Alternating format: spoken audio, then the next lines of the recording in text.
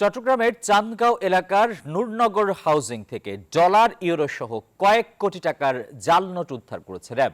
একই সঙ্গে তামজিদ নামে একজনকে আটক করা হয়েছে।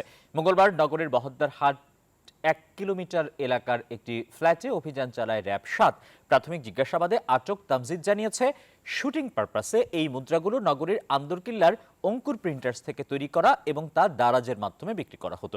গত 4 মাস ধরে এই অবৈধ জাল নোট তৈরি ও বিপণনের সাথে যুক্ত ছিলেন তিনি। র্যাব জানায়, অভিযানে তার কাছ থেকে 7টি মোবাইল, 7টি ক্রেডিট কার্ড, ল্যাপটপ সহ বিভিন্ন ইলেকট্রনিক ডিভাইস জব্দ করা হয়েছে।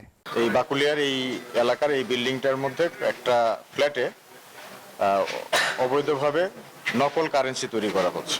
সেই তথ্যের ভিত্তিতে আমরা অভিযান পরিচালনা করি এবং অভিযান পরিচালনা করে আমরা বেশ ভালো অ্যামাউন্টের বিভিন্ন দেশের কারেন্সি পাই। এটা ছিল তামজিদ নামের, তাকে অ্যারেস্ট করেছি এবং সে স্বীকারোক্তি দিয়েছে যে অন্দরকিল্লার একটা ফটোশপের দোকান থেকে সে এটা করতো। আমরা ওখানে তাদেরকেও জিজ্ঞাসাবাদ করছি। জিজ্ঞাসাবাদে যদি সম্পৃক্ততা পাওয়া যায় তাহলে তাদের অ্যারেস্ট করা হবে।